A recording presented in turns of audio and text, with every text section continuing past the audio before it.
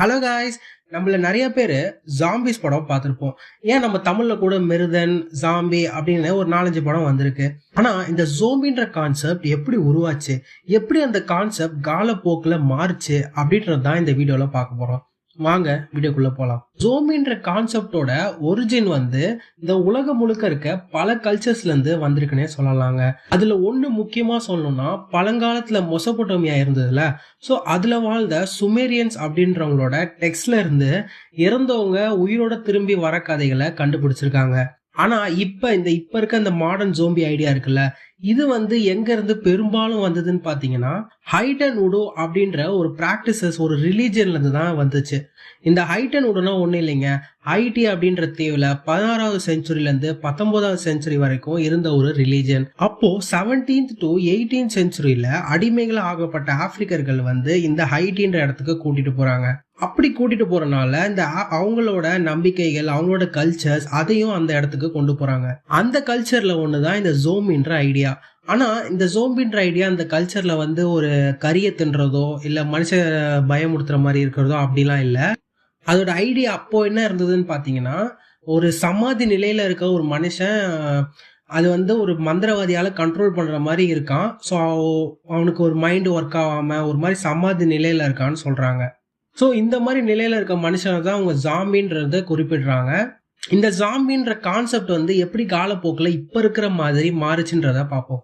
இப்ப நம்ம 20th செஞ்சுரிக்கு வந்தோம்னா, இந்த ஜாம்பின்ற விஷயம் லிட்ரேச்சர்ஸ் மூலியமா ஒரு புது உருவத்தை எடுக்குதுன்னே சொல்லலாங்க.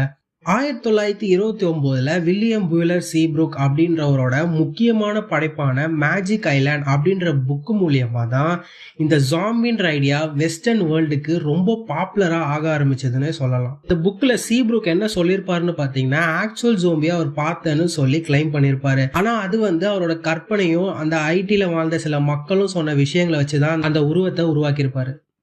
இந்த புக்கு தான் ஃபர்ஸ்ட் ஜாம்பி படம் எடுக்கிறதுக்கு வழி அமைச்சதுன்னே சொல்லலாங்க. ஃபர்ஸ்ட் ஜாம்பி படமான த ஒயிட் ஜோம்பி அப்படின்றது 1932ல ரிலீஸ் ஆச்சு. இந்த படத்துல தான் ஒரு மைண்ட் இல்லாம, உணர்ச்சி இல்லாத ஒரு சமாதி நிலையில இருக்க மாதிரி ஒரு மனுஷனை நடிச்சிருப்பாரு. அதுக்கப்புறம் 1960கள்ல தான் இந்த ஜோம்பின்ற ஐடியா ஒரு பெரிய டிரான்ஸ்ஃபர்மேஷனுக்கு உள்ளாச்சுன்னே சொல்லலாங்க. அப்போ ஜார்ஜ் ரொமேரோவோட 1968 படமான night of the living dead அப்படின்றது ரிலீஸ் ஆச்சு. இதுல இருந்து தான் இந்த ஜோம்பின்ற ஐடியா ஒரு புது உருவத்தை எடுத்துச்சுன்னே சொல்லலாம். ஏன்னா இந்த ரொமேரோ படத்துல இந்த ஜாம்பி எல்லாம் வெறும் மைண்ட் இல்லாதது, அப்புறம் ஒரு மாதிரி சமாதி நிலையில இருக்க மாதிரி அப்படி மட்டும் காமிச்சிருக்க மாட்டாங்க.